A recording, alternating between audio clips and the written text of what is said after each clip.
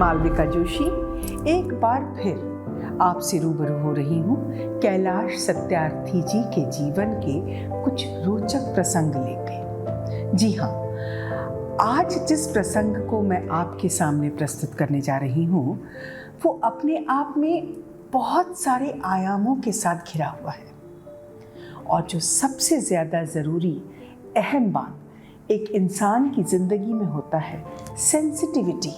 जी हाँ, संवेदना किसी के भी प्रति, भले वो मनुष्य हो, जीव हो, पेड़ पौधे हों, आपका आसपास का परिवेश हो, तो आप उन सब चीज़ों के प्रति कितने सेंसिटिव हैं, ये आपके व्यक्तित्व को दर्शाता है। और ऐसा ही एक व्यक्तित्व है हमारे कैलाश सत्यार्थी जी का, जिसके बारे में शायद हम कुछ कम जानते हैं। ये है उनका दिव्यांगों के प्रति प्रेम। जी हाँ, प्रेम शब्द इसलिए कि जहाँ प्रेम होता है वहाँ कोई मतलब नहीं होता। तो जहाँ बिना मतलब के आप किसी से प्रेम करते हैं वहाँ वो कई गुना ज़्यादा हो जाता है। और ऐसा ही कैलाश जी के साथ हुआ। बचपन से ही वो विदिशा में जहाँ रहते थे वहाँ अपने जो दिव्यांग दोस्त थे, जिनको कई लोग अपंग, कई लोग अलग अलग नाम से उनको पुकारते थे, जो अच्छा नहीं लगता था, तो उन्हीं बच्चों को लेकर के वो किस तरह से उनको सहायता करते हुए आगे ले करके गए, ये आज का जो हमारा प्रसंग है ये उसी बात को दर्शाता है।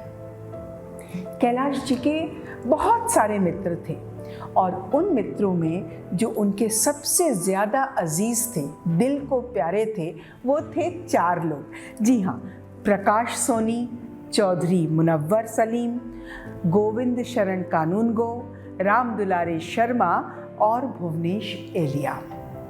और आपको जान के आश्चर्य होगा कि इन 5 में कुछ न कुछ ईश्वर ने कमी कहीं ना कहीं रख दी थी, जिसकी वजह से लोग उन्हें अपंग कहते थे।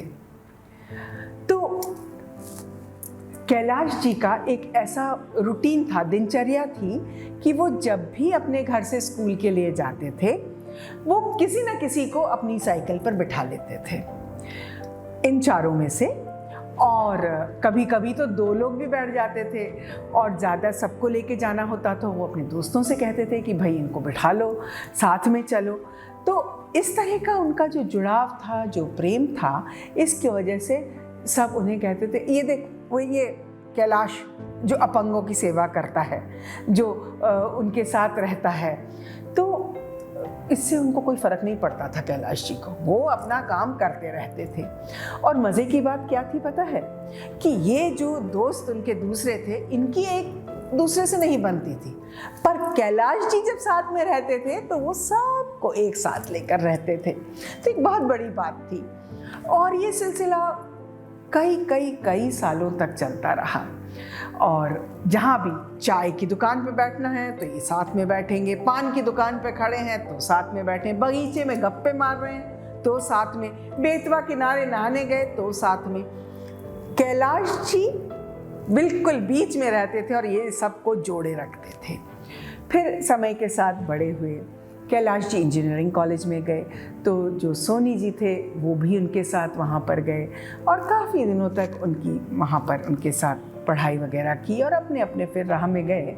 पर एक जो पारिवारिक संबंध, एक जुड़ाव, वो हमेशा इन लोगों के बीच में बना रहा। यहीं पर एक बहुत ही रोचक सा प्रसंग है जो मुझे लगता है कि आज की तारीख में हम सबको इसे समझना चाहिए।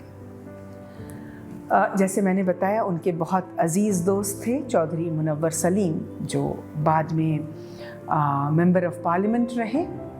और ये उस समय की बात है जब बाबरी मस्जिद ढह गई थी, और कहना ज़रूरी नहीं है, यहाँ सबको मालूम है कि देश की क्या स्थिति थी, किस तरह से लोग भाग रहे थे।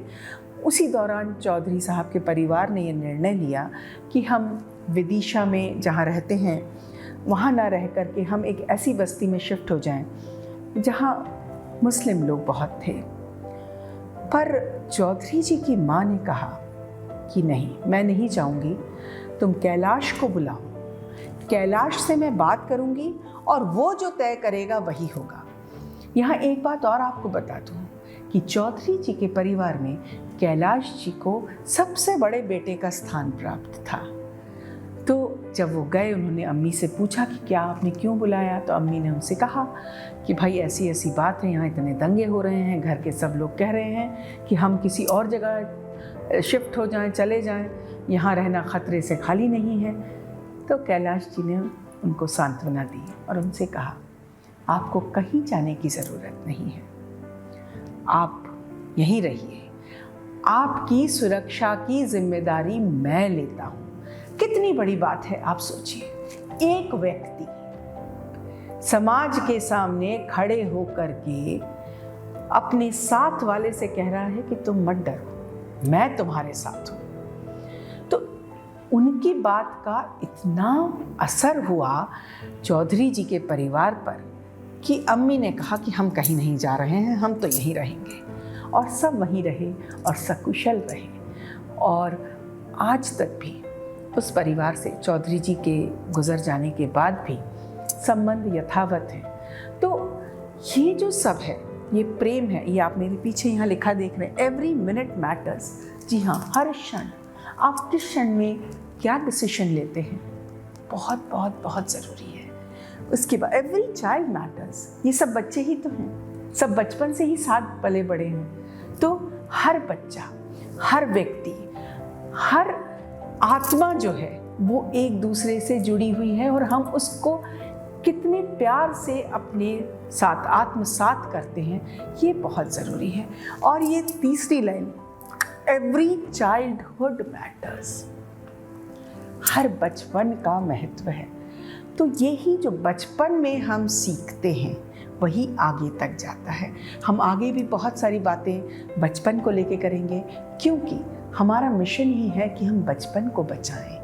और ये जो सब कहानियाँ आपके सामने हम लेकर आ रहे हैं, इसके पीछे भी एक ही उद्देश्य है कि बचपन को जानें, बचपन को सुंदर बनाएं, बचपन को सपने सा रखें और उसको जगें और लोगों को जगाएं। नमस्ते।